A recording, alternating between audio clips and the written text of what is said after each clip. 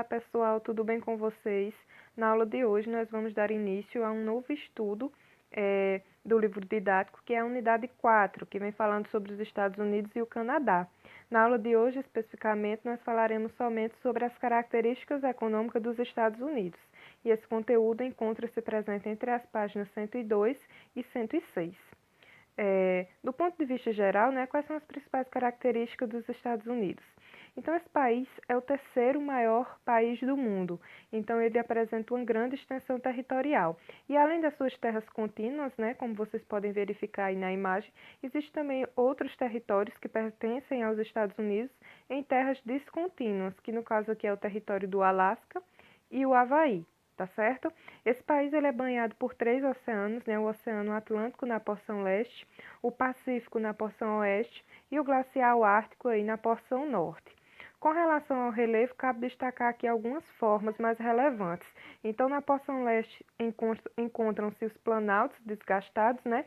Que são formas de relevo que já passaram aí por longos períodos de desgastes expostos aos agentes erosivos. Na porção oeste, se destacam aí as altas altitudes, né, presentes nas montanhas rochosas. No centro encontram-se as planícies centrais e também na porção litorânea, na parte leste, né, na porção que é banhada pelo Oceano Atlântico, encontra-se a planície costeira, né, essa forma do relevo que está presente aí próxima aos litorais, às áreas litorâneas. Aqui nessa imagem nós podemos verificar a distribuição dessas formas do relevo, lembrando que aqui está presente não só o território dos Estados Unidos, como também do Canadá. Então, mas é possível que vocês possam verificar essa distribuição.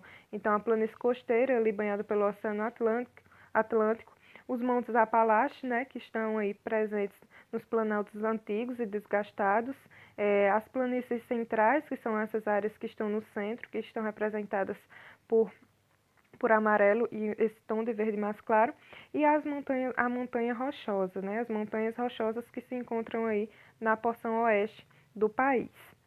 Com relação às riquezas naturais e energéticas do país, né, o que é que cabe destacar aqui? Que o subsolo dos Estados Unidos ele apresenta uma grande variedade de recursos minerais e energéticos. E quais são esses recursos? Então, petróleo, gás, o ferro, alumínio, cobre, entre outros, né? Mas o que merece maior destaque aqui é o xisto. O xisto, pessoal, é um tipo de rocha, né, que ele é utilizado como fonte de energia lá nos Estados Unidos.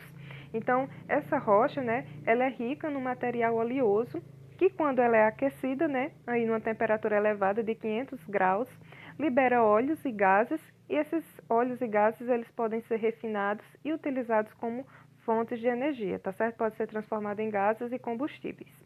Então, a exploração dessa rocha, ela teve início, né, a partir da década de 2000, então é relativamente recente, tá? E a exploração dessa rocha como fonte de energia, né, para a produção de fonte de energia, impactou aí na redução das importações de petróleo pelos Estados Unidos. Então, os Estados Unidos, antes da exploração do xisto, era muito dependente do petróleo do Oriente Médio. Hoje em dia, né, houve uma diminuição dessas importações justamente porque os Estados Unidos passou a produzir, né, gás e combustível a partir do xisto. Aqui nessa imagem vocês podem verificar essa rocha, percebam a coloração bem escura. Ainda com relação a essas riquezas minerais, né, e energéticas, cabe aqui entrelaçar com a questão do desenvolvimento industrial do país. Então, as primeiras indústrias dos Estados Unidos, né, elas começaram a surgir aí no século XIX, principalmente aí na parte nordeste do país, que é essa área que está circundada aqui. Então, essa área é justamente a área de industrialização tradicional, ou seja, que se industrializou primeiro. E essa localização das indústrias está intimamente relacionada aí com a questão das fontes de energia, principalmente o carvão, porque grandes bacias de carvão, né, que estão presentes nos Montes Apalaches, nas proximidades ali da porção nordeste dos Estados Unidos. E essa proximidade com as bacias, com as minas de carvão, favoreceu a instalação e o desenvolvimento das indústrias que utilizavam esse recurso como fonte de energia, ok? No que diz respeito aqui às questões ambientais, aos principais problemas enfrentados pelos Estados Unidos, né, cabe destacar aqui o alto consumo de combustíveis fósseis ainda, né, então petróleo, o gás e o carvão são muito utilizados, e a utilização desses combustíveis fósseis contribuem aí para que os Estados Unidos sejam o segundo maior emissor de CO2, né, do planeta. O primeiro é a China, em seguida vem os Estados Unidos. E isso ocorre, pessoal, porque 50% da energia consumida no país, né, é gerada em termoelétricas, tá certo? Que são usinas que vão gerar eletricidade aí a partir da queima do carvão. Outra questão ainda, né? Outro problema ainda é com relação à extração do xisto. Então, aquela rocha que é utilizada na produção de energia, né, de fontes de energia, também tem alguns problemas com relação a essa extração, como, por exemplo, né, a contaminação dos lençóis freáticos. Então, ambientalistas afirmam, né, que a extração desse material, dessa rocha que está presente lá no subsolo, contamina aí o lençol freático, que são reservas de águas subterrâneas, ok? Então, com vista a diminuir essas questões, esses problemas, os Estados Unidos eles investem pesadamente em energias renováveis, tá? São aquelas que se renovam, né, e que poluem menos, causam menos impactos ao meio ambiente. Quais são elas? Principalmente, né, a eólica, que é a energia produzida a partir do vento, e a proveniente de biocombustíveis, ou seja, energia de biomassa.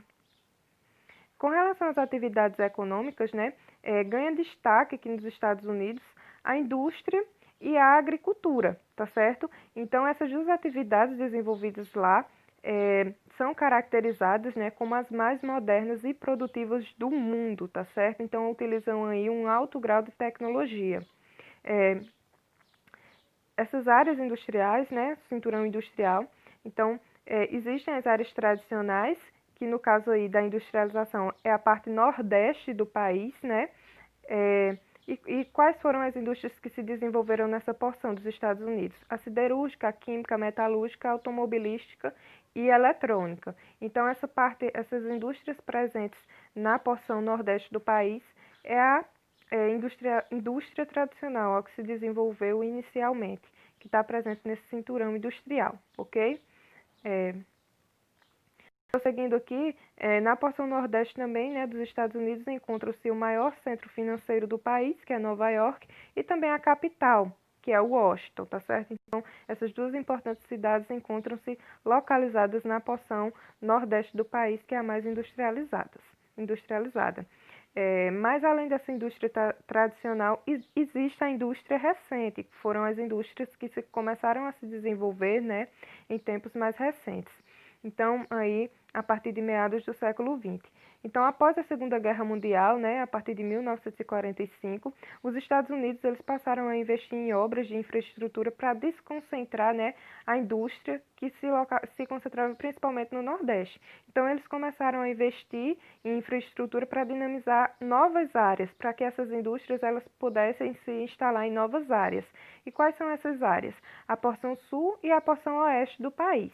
Então, nessas duas novas áreas começaram a se desenvolver novos polos industriais, como vocês podem ver aqui na porção sul e aqui, né, na porção oeste. Ganha destaque aí, gente, o Vale do Silício, né, localizado aqui na Califórnia. Então, no Vale do Silício, né, o Vale do Silício é uma área industrial de alta tecnologia, né, que concentra empresas de informática, tecnologia e telecomunicação. Lembrando que tudo isso aí ocorre, né, em concordância com o apoio articulado com com centros de pesquisas, ou seja, com universidades, tá bem?